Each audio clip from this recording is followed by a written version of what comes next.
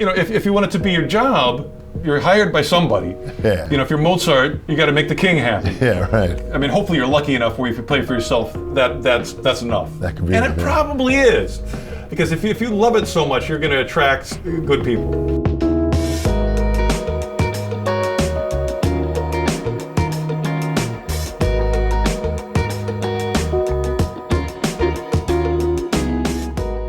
Paul, thank you so much for joining us. Your reputation precedes you. I knew Pat Torpey many, many years ago, who spoke so highly of you. I also interviewed Billy Sheehan here, who talks so highly of you. So people know you, they love you, and you're still playing better than ever. Thank you so much for joining us. Oh my goodness, thanks for having me here. Let's have a good time. Hard rock, heavy metal guitarist. You've kind of been in this genre of just energy in music. Where did it begin for you? Where did playing guitar and music enter your life? Well, thinking about it, I wanted to be some kind of musician. It wasn't necessarily guitar. And it began for me with my parents' record collection. They had the Beatles records, they had Stones, The Who. They also had classical music, but I wasn't as interested in that because it didn't seem to be as high energy. Yeah. And I really liked the rock and roll albums they had. I liked the singing. That was the loudest thing on the record, and I think singing is something that people just tend to connect to. Yeah. It's the human voice. So I really wanted to be singing like Paul McCartney or John Lennon, and I tried, or Elton John, and I got a little tape recorder and recorded my voice and listened back and was horribly disappointed at what I heard. Now, I was, at 5 or 6 years old, unless you're Michael Jackson, you might not, maybe nobody's got a good voice, but I definitely didn't like the sound. But I had long fingers, and my uncle played guitar very, very well. And when he would come over and he'd pick up my little acoustic that somebody had given me, he would pull sounds and feelings from it that were so moving and so exciting that between that and also I started discovering Led Zeppelin and music where the guitar was louder and more featured. I asked my parents to get me some guitar lessons. So I was 6, so they took me down to the local music store in the basement, and I had my nylon string guitar that I knew nothing about. And the first thing the teacher does is pulls out the Mel Bay sight reading course, and it's Mary Had a Little Lamb. Book 1, yeah. And this is the pick and but I was as a music listener, Mary Had a Little Lamb was not my place of interest. I wanted to rock out or do something that had some excitement to it. And as a 6-year-old, I didn't have a lot of patience. So I probably took 4 or 5 lessons and just, this isn't working for me. Yeah. And my idea then was to take drum lessons, because I remember thinking like, I'm already good at drums. Because I could play on my knees, I could play on the back of the car seat, and I didn't know what I was doing, but I could play something. And I took drum lessons, and it was the Haskell Haar sight reading traditional grip. Absolutely. Drum lessons. Yeah. Ta, ti, ti, ta, ta, ta, eighth notes and quarter notes. I had a snare drum at home. And that didn't sound like rock and roll to me either. I wanted to sound like Ringo or John Bonham and ta, ti, ti, ta wasn't that. So I just thought, well, that's not for me either. I went home and did about 3 years of air guitar, which for the longest time I really felt regret about, like, oh, those 3 wasted years. Wouldn't it be nice if I had a more inspiring teacher or had found a way? But I'm starting to feel that 3 years of air guitar was actually really beneficial, because it was listening, and listening is really important. Absolutely. And it was visualizing, and it was sort of doing everything important except playing. But those things, listening is so important. So I really had a concrete idea of what things should sound like, details, nuances were in my ear. So finally, when I was 9, I thought, I've been procrastinating for 3 years. I got to get rolling on this. So I started just trying to play myself. I still had the same junky acoustic. I pulled the tail wing off a model airplane, used that for a pick. I had no idea how to tune. So my solution for tuning was, only use the bottom string, because if you only use one string, it can't be out of tune with anything else. And I started just figuring out riffs by ear. I figured out 25 to 6 to 4 by Chicago, just a really primitive da da da da da da da da da da da da da. And I knew somehow that practice would be important. And at 9, I finally started to have enough self-discipline to practice for 1 hour a day. And it was a grueling hour because I only knew one riff. And I had been playing that for an hour. Nobody wants to hear that, including me. You know, after a minute, I'm tired of it. But I was like, I just got to do this. I know that it's important. And then I learned, you know, a second riff, which was the riff from a Cheech and Chong comedy record called Earache My Eye. It was da da da da da da and I learned that on guitar. Drum part is good too. Yeah, so then I had 2 riffs, and that made practicing a little more interesting. And then I think I learned like a really bad version of Dream On, the Aerosmith song, and just started compiling more and more songs. And every day it got a little less grueling, a little more fun. And boy, by the end of 2 years, I'm pretty sure that I had a world-class professional control of that one string.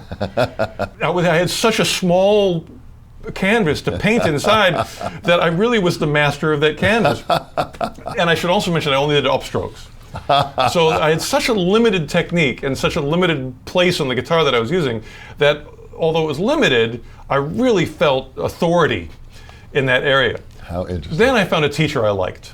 He took one look at me and was like, well, you know, you can do downstrokes too. And let me show you how to tune. And you know, there's the other strings, and here's a chord. And my world just exploded because I had this facility that I had built up. And so when I expanded onto those other areas, I had a lot of physical confidence with the instrument. I knew what it was supposed to sound like. And my progress really took off in a way that was so exciting to me that all I wanted to do was practice, because I would dream, I would fantasize, like when summer vacation comes up, I can't even imagine what I'm going to sound like at the end of August compared to like 1st of June. You were driven. You were really driven in doing Well, I was driven because it was working. Yeah. You know, if you press a button and something happens, and the more you press it, the more it happens, you keep pressing it. And just to contrast that, later in life I studied Japanese. And I got a little better, but I started to realize the progress is so slow, it's not as nearly as motivating. I mean, you can, you know, it's still some, you know, you put in the work and some improvement happens. But with guitar, for whatever reason, you know, I think part of it, I'm fortunate to have guitar fingers. They're long and they're skinny and they work. And but I really think that the air guitar years were more important than I really realized at first. When I teach nowadays, which I do so much, you don't see people with facility, but it's almost always the issues that they need to deal with are things that aren't physical issues, they're issues of listening. That's very interesting. So all of this development you're working on it, by 15, you're now starting to work in some local clubs. Well, in my first band, I was 11. One of the coolest things about that was, you know, if you go to school, you're always with people your own age. And so your peers are, you know, within a year of your own age. You know, if you've got an older brother or something, or you know, the older sibling, then maybe you get exposed to other stuff. As soon as I just started joining bands, there would be, you know, the drummer was 14, the singer's 16, and these guys have record collections. And you know, maybe they can even drive, or you know, or they and of course they're musicians. So that became my education. You know, you'd go over to the bass player's house, and he'd go like, "Well, check out Emerson, Lake and Palmer." And I'd be, who? You know, never heard of them. And that's, you know, because the radio would play some, radio is what it is. There's some great pop music. Great. But you start hanging out with the musicians, and then you hear more progressive stuff. You know, that's where I heard Rush for the first time, Emerson, Lake and Palmer. Wow. I mean, you know, now anybody can find anything on YouTube, but then it was very via difficult. Musicians. And so 11, I was in my first band. We did a talent show. When I was 14, it was really the first band that kind of sounded good.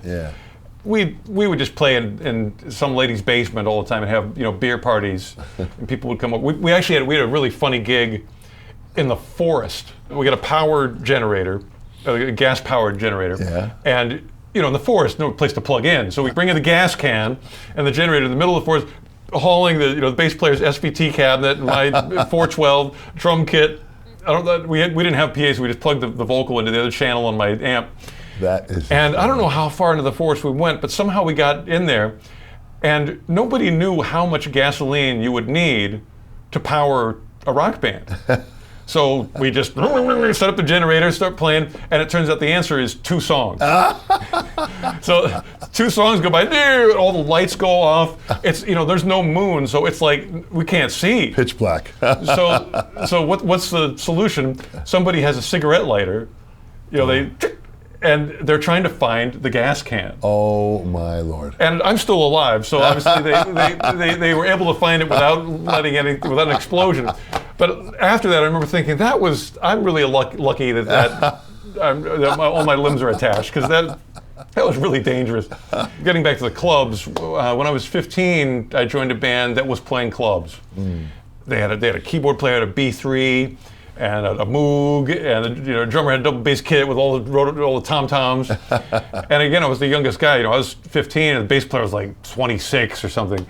It was so interesting, because the things that were going on in the lives of the other members were really otherworldly. I mean, they would be married, or have. To me, the idea of like a girlfriend, that was like, years off. You read the stories of some musicians, they'll be like, oh yeah, because of rock and roll, I got, all the girls were always around us. Somehow my bands, that wasn't the case. They had families. They had lives. All these other things going on. They had real lives. Yeah, right. Where I was, a high school kid just going like, I play guitar and nothing else, And how is it like playing with the band? You're in these clubs, you're playing. First of all, you're younger than you should actually be in the club, or what it is. Yeah, they sneak me in. Absolutely. So, what kind of tunes were you playing? What were you playing with the band? Well, I was really into the rock of the day. Yeah. So this was early '80s, and so we played Bad Company and UFO and sometimes Rush, Van Halen, Steppenwolf. That's the thing. These were bars. Yeah. So if you played some Steppenwolf, you'd always get people dancing. Magic Carpet Ride, or Born to Be Wild. Yeah. And people were, that'd get them excited. Yeah. I always wanted to do like more proggy stuff or the more guitar stuff. And as much as that was doing well in arenas, if you're Eddie Van Halen. Yeah. I remember we would play like the Rush 2112 side 1, and in the club.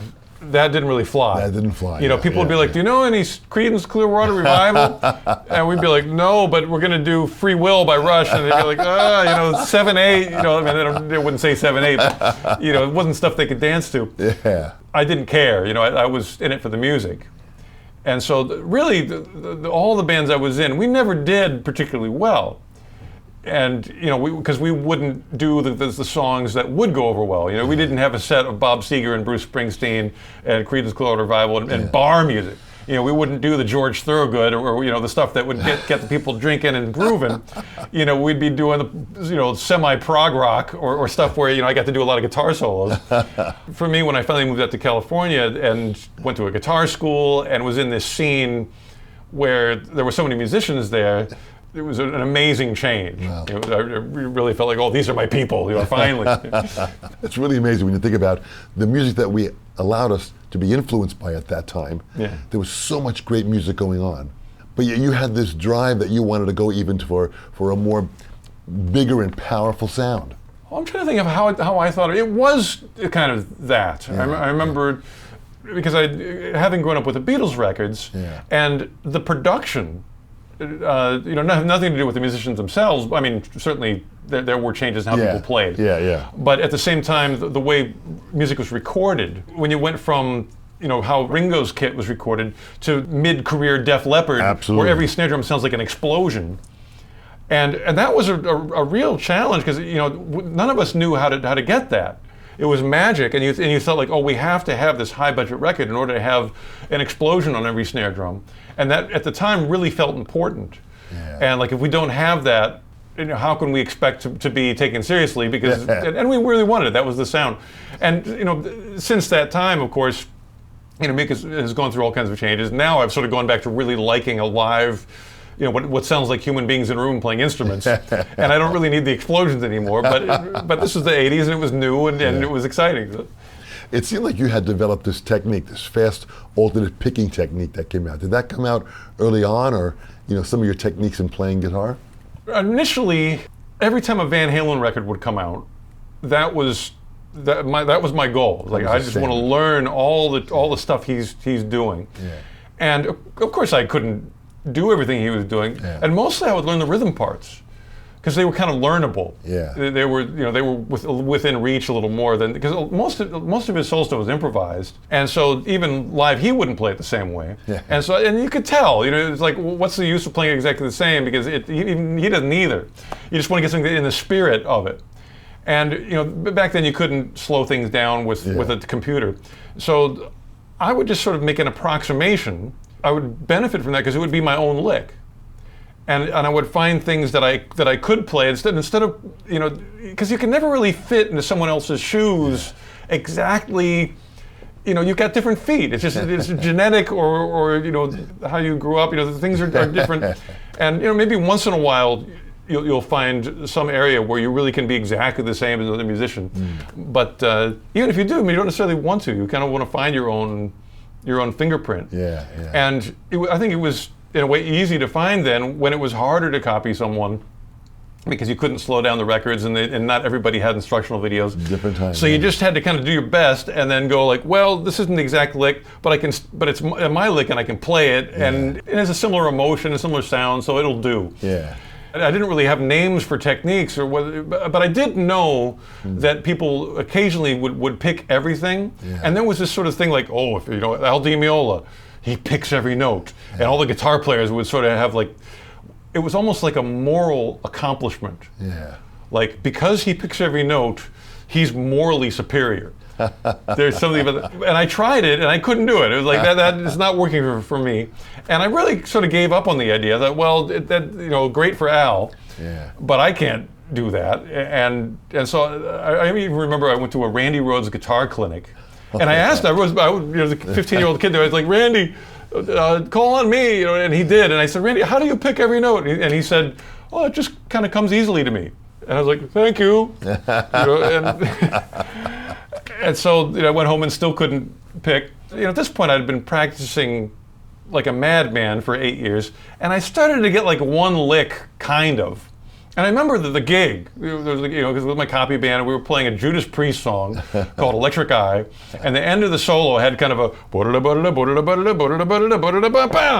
and I nailed it, picking every note. I was like, wow, I never thought I'd be able to do that.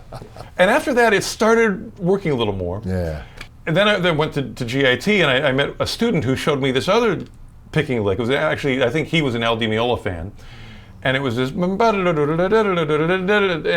anybody who's watched my instructional videos knows that one, because I sort of took that one and did 1,000 variations. Yeah. And that one really became my lick, or at least it felt like it. I did it so much. But I do have to skip ahead and say that was like a short little period of time. Where I have evolved from since then is so, like, I hardly ever do that lick, and I really don't. I've sort of lost the taste for it. But at that time, it was the most exciting thing in the world, because it was something I never thought I could do. And to have something that was like a dream that I had given up, and suddenly I can do it. That was exciting, to break through that barrier. Yeah, what was it like to talk about going to GIT, Guitar Institute of Technology? At the time, school was kind of new beginning, and how was that influence of that education at the school? Well, it was the perfect time for me, because I had already played enough where I had a real facility on the guitar. I mean, I certainly couldn't play fingerstyle jazz. Yeah. If I wanted to be a Van Halen copy band guy, I could do pretty well. Just put in a lot of time and really had I had authority on the instrument. But I knew nothing about music theory other than the name of the pentatonic scale and the name of a couple chords. Yeah. And so basically, when I went there, we started taking theory classes and ear training, and it was labeling things that I already knew. It's a lot easier to label things you already know than to label things you don't know. So it went really quickly. It was like, that's a major third. Well, of course, that's the first note in Lemon's song by Led Zeppelin. Da, da, da, da, major third. Minor seventh. Well, that's Stone Free. You just label tunes, and I already knew how to play it. So you were making the correlation from the songs that you knew, and you were plugging in this education. Yeah. So having that knowledge at first, having all those songs, really was a very, very big help for you. Oh, absolutely. It made it a breeze. Now, there was certain concepts that were really new to me. Specifically, I remember the seventh chord. Yeah. And I had seen it written, like a D7. I knew how to play a D7, but I didn't know why it was called a D7. Yeah. And then to suddenly have you can explain, well, it's got a major third and a minor seventh. They're put together, it's often the 5 chord, or it's in blues, they're all seventh. Like if you hear a Beatles record which have those kind of chords, the piano or the guitar is usually so buried in the mix that unless you know what you're looking for, you can't, at least I couldn't find it. Yeah. And so suddenly I could hear those records that I grew up with a depth that was greater, because I started to go, oh, I kind of knew what I was looking for. It sort of makes it into a multiple choice question rather than an essay question. Absolutely. Yeah, and so, I know what I'm looking for. I'm looking for with a trained ear. Yeah. And it made it so I was never in a rut again. And I remember being in a lot of ruts where I'd have my lick and I could play it, and it's like, I don't know what else to do. And suddenly the universe expanded. In the decades since then, I've never been in a rut ever because of my 1 year, and I should say 1 year as a student, but then I taught there for about 2.5 years after. So still in the building, still hanging out with the teachers in the lounge, still in that environment, and that was, so I really feel like I was a student for more like almost 4 years. Several years. So that influence of being around and understanding with different teachers, meeting the students, that really kind of helped formulate where you were going to be at this next step. It was also great to get other styles into my playing, because I had never heard jazz at all growing up. My parents didn't have jazz records, and I didn't listen to jazz radio. And at GIT, there were some really top-level cats, and all kinds of different kinds of jazz. There'd be like finger style, playing standards. There were like fiery guys like Frank Gambale, and fusion guys that were more like Larry Carlton style. Yeah. And just all these different ways of taking jazz and combining it with different things, and of course, solo guitar, my instrument. That's not why I went there. I didn't go there with seeking out jazz, but I couldn't help, if somebody plays something really well, regardless of what style it is, you can't help but go like, well, I want to look, check out what's going on here, because that's a great sound. Yeah. So I'd always get at least one lick from everybody. How great to learn from that. You mentioned a name like Frankie Gambale, fantastic player. It's at these interviews that I want this next generation to realize that when you mention a name like that, go do the research who Frank was and understand who are some of the people that you were associating with. Oh yeah. Not everybody was Frank, of course, is a recording artist. He was, tours with huge jazz artists. Yeah. So some of the people remained teachers, like Keith Wyatt was probably my favorite teacher there. And he was a blues and rock teacher. And he could play really well, but he would always keep it straightforward, simple, to the point. And I just loved him. And also, he was just a great teacher. He was able to communicate the information really clearly. I teach now at an online school. I'm the rock teacher, and he's the blues teacher at the online school. Nice. And I always sneak over because I have access to the class. And so I'm still kind of taking lessons from his video lessons. I just love him. He's just great. But I love the fact that you are remaining an active student of the art form. I always believe that every musician is. I think the only way that you couldn't be a lifetime student of music would be if you were just, you're really chemically, if you just drink so much that the only time you can function is when you play. You got to work pretty hard, to like chemically. If you're sober for an hour, you're going to be like, well, let me figure this out. But I just feel that because of the love of the art. Yeah, point well taken. What about meeting, Billy Sheehan, and how did Mr. Big come about? Well, I had met Billy back when I was playing clubs in Pennsylvania. His band Talus was from Buffalo, and they used to come down and play Pittsburgh all the time. Okay. And so the bass player in my cover band was like, "You got to go see Talus." So they'd sneak me in because I knew the club owner. And of course, I was blown away. It was just the most amazing thing to see. It was up close because it was a little club. Yeah. We had a gig where we opened up for Talus. And of course, I was nervous, like, oh man, I know Billy, he's going to be in the little backstage room right next to the stage, so he's going to hear me. Yeah. I better be good. And of course, it was, I thought I played terribly, but he, of course, I got to know him afterwards, and he told me he was impressed. And I'd always hang out afterwards, and I was just sort of, hey, thanks. I was a nervous kid, but I made enough of an impression for him to remember. Then we both moved out to LA about the same time. He joined David Lee Roth. I went to school. And I formed Racer X, and all the David Lee Roth guys used to come see Racer X. And so, he got to, and he was like, oh, that's that guy. And he was even a judge for a guitar competition I was in. Oh, that's interesting. And, partially thanks to him, I won the contest. So there was just all these little connections when I became a teacher at MI or GIT. He used to come and do clinics, and he would always stop in where I was teaching, and we'd, play some tunes together. So So all these little connections, and one day he just called me up. I think he had left the Roth project, and he said, hey, you want to come over and jam a little bit? And I said, sure, that'd be great. And so I went over, and he said, yeah, actually, I'm thinking about forming a band, and and I was thrilled. I mean, well, at the same time, that was one of the most difficult decisions of my life, because I still had Racer X going, and those guys were my best friends in the world. We that was my whole social life. We would go bowling, we'd play Scrabble and cook Chinese food together, and we had built the band from nothing into something. We weren't the biggest hit-making machine in the world, but we were a really big band in LA. Yeah.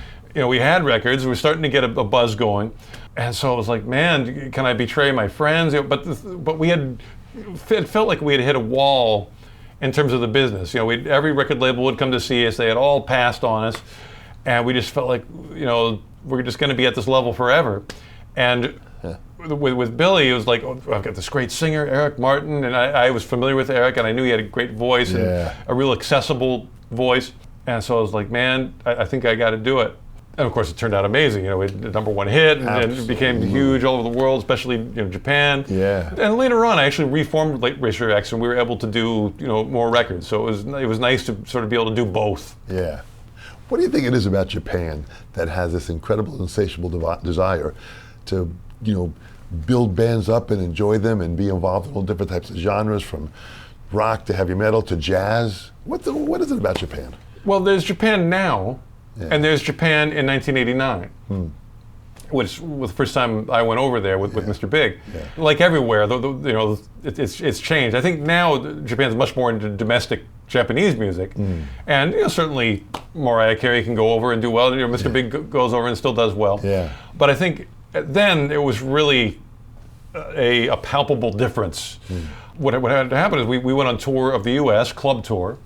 And we're sweating away in the clubs, doing all right. Clubs are sold out, or mostly, almost.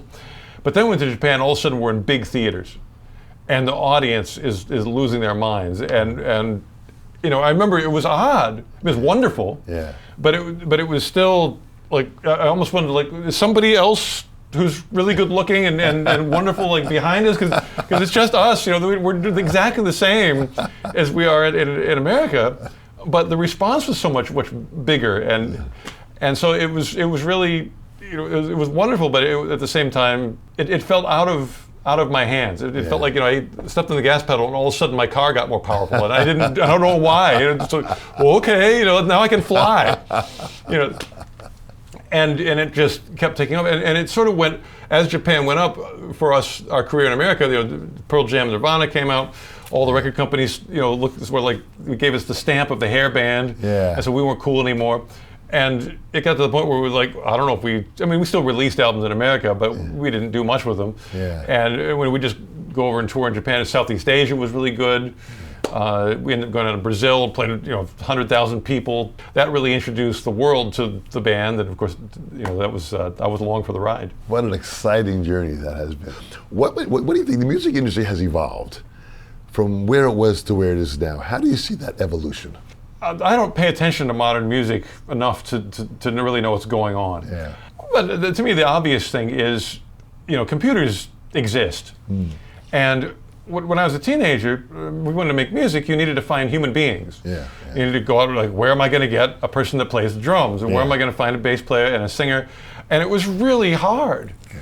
I mean, at least where I was in a small town. Yeah. And I did find people, and I actually ended up finding a lot of great people. But it was always hard. Okay, it's like, found the people. Now where are we going to rehearse? Yeah. Whose parents are going to let us make noise? Right. And there's all of these, and then how am I going to get my amp? I'm too young to have a car, and so all these logistical barriers, trying to stop you the entire time.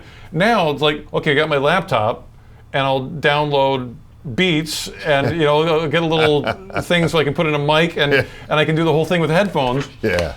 And so I can, and that's the thing. To me, as a 53-year-old person with stuff that was mostly recorded live, when I hear stuff that was recorded by editing, I'm kind of offended. Yeah. It's like, well, you didn't, and it's the same thing like when, Grandpa says like, well, when I went to school, we had to trudge through 5 miles of snow and bears and mosquitoes and to return the penny, and then, so it's, and I don't, actually, I kind of wonder what the people who have made careers as editors, like when they're grandpas, what are they going to be complaining about? Like, when I was a kid, we only had 16 gigahertz. What would it be? We had to type with our fingers. Yeah, we still had to type with our fingers and use our brains. Now you just feel something and it comes out.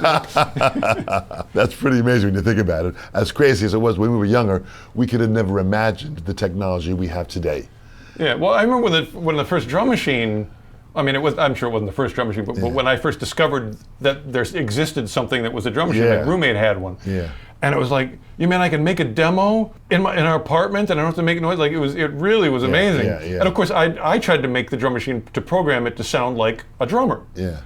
And I remember hearing hits on the radio where whoever had programmed obviously didn't know how a real drummer plays. Yeah. There'd be tom-tom fills and the hi-hat's still going. Yeah. And that was really offensive to me. It's like, that's not, don't you know how drums are played? And of course, the average listener who's not a musician doesn't care. Yeah. And in a way, that programmer was right. He's just making music, and why be saddled? If you have a light bulb, why make it look like a candle? Yeah, exactly. If you have a car, it doesn't have to look like a horse. Yeah. So that was a hard thing for me to, and it still is. Yeah. Still when I hear, I grew up with that universe of like a real drummer, a real bass player, and if it's those things, I'm almost always happy. And if it's editing and drum machines, like, I don't know. But the core of music, in playing with people and having that feedback in the moment, in the now, there's a certain magic to that. There's a definite magic, and I think it's when you're a kid and you've been playing 3 years, you don't want some old guy to tell you like, you're not going to sound good or do anything valid. You have to wait 30 years for that. Yeah. You don't want anybody to tell you that. You want to be like, well, I can do something, and you can. There's you can play 3 years and you can make some music. Yeah. But at the same time, on the other end of it, you don't want to be 53 and have been playing for over 4 decades, and someone say like, well, all that time you put in is not valid, and everything that somebody who can do with a laptop with a couple key punches, that's all you really need to do. Yeah. So I think at every stage of the game, you find things that are right for that time. Yeah. And I think where I am now, I really appreciate that interaction and listening to other players. And in order to listen to another player, you have to be able to play like you're breathing. Yeah. Because you're not paying attention to yourself. Yeah. You're like, this is just going on, and but my ears are focused not on myself, but on everybody else. Right. And if you're a beginner, you can't do that yet. You're still like, there's something going on in here, but I'm really got to watch what I'm doing because I could screw up any minute because this is still hard. Yeah. And so I think for people who have been playing a short time, that connection thing, in order to do it, it's almost a panicked state of mind, or you just play simple music. Yeah. That's what the great thing about the punk rock and the Ramones. You learn a couple power chords, and maybe you can do that. It's easy enough technically. Yeah. Where you can listen to the cats and feel it. Yes, absolutely. But to me, that, like I said, I didn't grow up listening to jazz. That's what made me start to love like traditional jazz and blues. Is when I listen to it, I hear that interplay, and I hear how the thing that happened is connected to the thing before it and the thing after it, and those connections only happened that time because they were human beings listening to each other. Absolutely. When you edit, you can't do that. You don't create it in real time. And in a way, it's still genius in its own way because it's composition. It's arrangement, it's composition, and it's an art in its own way. Yeah. But just not maybe the way that we were. But it's not flowing in real time the way a conversation would. And Right, so right. It's different things. But where I am now, that's what I get excited about. How beautiful. Who were some of the guitar player influences that you listened to that inspired you? Well, everybody from 1964 to 1984. From my parents' Beatles collection. And all the Hendrix records when I grew up, all the guitar players at the time: Robin Trower, Pat Travers, Frank Marino, Brian May, Angus Young, Richie Blackmore, Frehley, Blackmore, of course, Yngwie Malmsteen, Yngwie, Gary Moore, Michael Schenker, Uli Ross. Yeah. I should almost list the people that I wasn't listening to. I won't say like, I didn't like this guy, but what I liked was really people that had at least some amount of blues. They had good vibrato, and it was almost everybody. Yeah. But the players that had obviously come from a classical background, those were the guys that I wasn't really into. Because, and it's funny, like as a teacher now, that's almost all I look at is like if somebody's playing with their thumb behind and they've got the guitar in the middle, to me it's like, oh man, we gotta move the guitar over here, thumb over, and we gotta get you bending. Yeah. Because that's your voice. Yeah. You're not playing piano. You know, the piano you can't have vibrato. Guitar you can. Yeah. Let's get it working. And if you go for the classical side, it's really hard to have good strong vibrato. You're just physically in the wrong place to hit it. So that was the thing. Like the guys that came from a classical background, I had a harder time. And I mean, now I almost love everything just from nostalgia. Yeah. So like I'll even forgive that. You know, if it came from the '70s, I like anything. But at the time, that was the first thing to me. Like, how's their vibrato? Is it good? Okay, then you're in my club. You know, or hopefully I'll be in your club. I thought that was like the calling card. Like if you want to be a professional guitar player, you know, my business card is my vibrato. if you can bend and sound like Mick Ralphs from Bad Company, you're in the club. You're in the club. Yeah. You have been with Ibanez Guitars for many, many years. A fantastic company. Tell me about this Fireman guitar. The Fireman is an Iceman that's upside down. Of course, there's a Gibson guitar called the Firebird, and the Firebird also has like a reverse. You know, they've got an upside down and a right side up version. And so the first thing I called the guitar was a reverse Iceman. And then a fan actually wrote to me, and because he saw me playing it on YouTube or something, and he said, "You should call it the Fireman, because it's the opposite of ice." And I just thought it was hilarious, and I loved it. So I was like, "Man, thank you," and I decided to call it the Fireman. And then of course, everything is Ibanez, so they got to approve it. They liked it too. Yeah. It came a little bit out of me just messing with those guys. Yeah. Because I had asked them to make me a really weird guitar for the year 2000 when it was like from 1999 to 2000. I did a gig at the Tokyo Dome. It wasn't my gig. I was sitting in with a band, but it was one of the biggest gigs I ever played. 50,000 people, and I asked Ibanez to make me a light show guitar. It was in the shape of the number 2000. It had a big battery pack. I'd switch it on, the lights would blink on and off, and it was 2000 with a neck sticking out of it. And so after that, I called up my buddy at Ibanez, and I said, "Yeah, I got this idea for a new guitar." And he went, "Wait, can you just make it normal, like something that we make?" I think the 2000 guitar had had hurt him in some way. And I said, "Okay, let me call you back." And I had just figured out how to use Photoshop. Computers. Yeah. And I went through the Ibanez, the whole catalog, and I'm like, well, what do they make? And I thought I always liked the Iceman, but I kind of wanted, because I knew he didn't want me to do anything weird. And I thought, what? Just something a little odd. So I flipped it over, which is easy to do. You press a button and that happens in Photoshop, and then I had to tweak it to make it playable and make a little cutout. Yeah. And I sent it, and I remember when I sent the email off, I thought, like, there's no way they're going to make this thing. They're just going to laugh me out of the building. And he wrote back and said, like, "I love it, let's do it." And I'm like, "I love you guys. You guys are the greatest." And so they made me the first, prototype Fireman. And I had no idea if how it was going to be. And I got it. It was just like, I'm home. Oh, is that beautiful? This feels so good to me, and I just loved it. And it's actually surprised me because I'm not a professional guitar designer. And they did stuff that I didn't think of. They put contours in it so it's comfortable. Yeah. But it really had a feel and a balance, just because of the body shape. It's different than any guitar I've ever played. Yeah. And it's just super comfortable, both sitting down and standing up. And I also really like it because, like I was talking about with guitar position, it's really comfortable if you play in the rock position. Yeah. It's really uncomfortable if you play with the classical position. That is interesting. So it's like it's sort of like on my side of that battle between the classical guys and the rock guys. It's like, you play Fireman, you're going to be playing rock. But what a beautiful design that has come from you through all your years of playing. This really is the culmination of all of your understanding of not only performing, but of teaching. Yeah, but of course, the original model I had was the PGM, which is similar to their RG, and I've had some great times with that guitar too, and that's also balances really well and plays really well. So a lot of times, like if I played the music from that era, if I want to play Mr. Big song or Racer X song or something, then I'll go like, okay, let me pull out the PGM, and it's fun to go back and forth between the two because they're both great instruments, but they really do feel different from each other, and sometimes that contrast can be inspiring.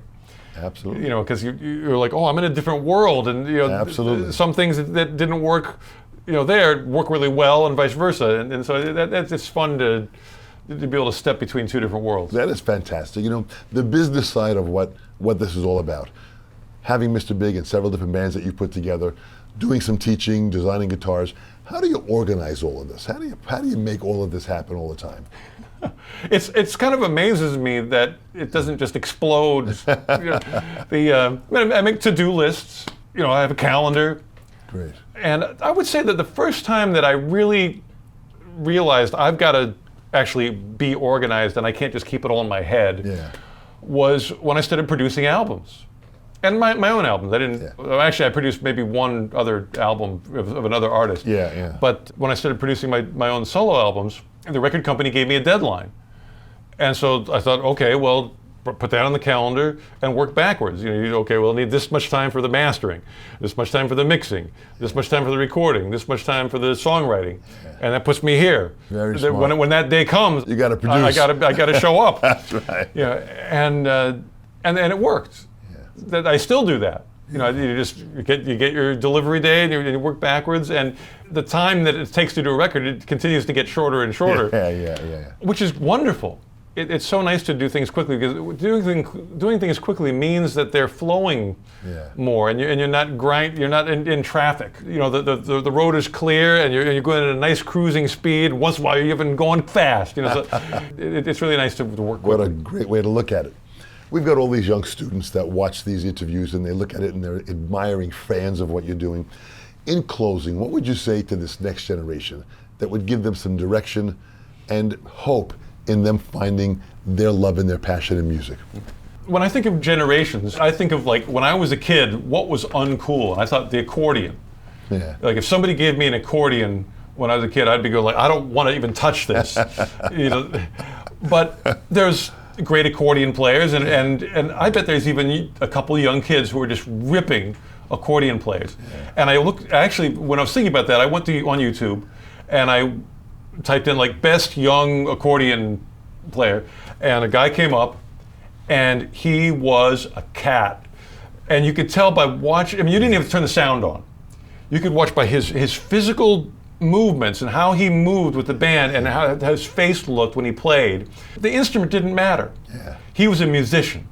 He had the spirit of music, the love of music, and whether it was an accordion or a harmonica or a guitar or maybe the laptop, he was going to get the job done, and he was going to move people. He was 16 years old and just killing it. And of course, you turn the sound up and you go, this is something else. And so I would say, whatever, you don't have to be a guitar player. If you are, come to my online school and I'll show you, I'll make things easier for you. Great. If I tell you, like, don't play like this, don't listen to me. Do how you want to do what works. If you're playing some way and you're getting and you're feeling it and you're moving people and you're getting it done, that's your goal. Beautiful. I have the opportunity to give the advice to a lot of people from teaching so much. And you kind of have to keep an eye on that. Like, are you moving people? Like when you perform, what do people do? Do they stay? Do they smile? Do they leave? What's the reaction? And, of course, when I was a kid, I didn't care. It's like if everybody leaves, I'm still playing what I want to play. But I almost wish I had paid more attention. I almost wish I had played more Creedence Clearwater Revival, just to see, what's it like to play what people want to hear. And I can still do what I want. I can still sneak that in once in a while. But I guess that's it. It's a balance between your own passion, paying attention to what's moving people. And that's the thing, if you want to have a career, if you want to just enjoy music, play what we want to play all the time. If you want it to be your job, you better pay attention to your employee. And who's your employee? It's the people in the audience. Whether it be, hopefully you can play for some real people, because that's instant and it's real. Or if it's on YouTube, that is what it is. You read one bad comment and you go like, oh, it breaks your heart. But there might be 300 people that loved it that didn't say anything. So that's a whole other world. But it's still a world. Hopefully I'm making some kind of sense here. Absolutely, you are totally making sense. And it's amazing because what you're saying is be who you want to be express who you want to be. But there's education out there that could maybe take you to the next level. Yeah, you have to pay attention, and if you want it to be your job, you're hired by somebody. Yeah. 300 years ago, it might have been the king. Yeah. If you're Mozart, you got to make the king happy. Yeah, right. If it was 2 centuries ago, or last century, it might have been Stalin. Yeah. Shostakovich, the classical composer, he had to make Stalin happy, or he would have gone to Siberia and been in a death camp. Yeah. Never complain about a record company again. Think about death camps. And his Fifth Symphony ruled because the alternative was like Siberia. Yeah. Now your boss is YouTube comments, and it'll probably be different in 20 years. Yeah. But and that I think will continue to evolve. Who are you playing for? You're playing for yourself. If you want a job, I mean, hopefully you're lucky enough where if you play for yourself, that's enough. That could be and it, it yeah. probably is, because if you love it so much, you're going to attract good people. Absolutely, boy, very well said. I love your enthusiasm. I love your passion. I just had some coffee. So thank you. I'm sure. I love your energy. Thank you so much, Paul. You have done fantastic. Right on. Thank you so much. Dom Famularo here, the Sessions panel. This is so exciting. Thanks for watching. Thanks for subscribing. Click the subscribe button to be a part of what we're doing. The views help us tremendously. All of your comments, we read them and react to them. This is incredible. The support you're giving us is great. The Sessions panel. We'll see you real soon.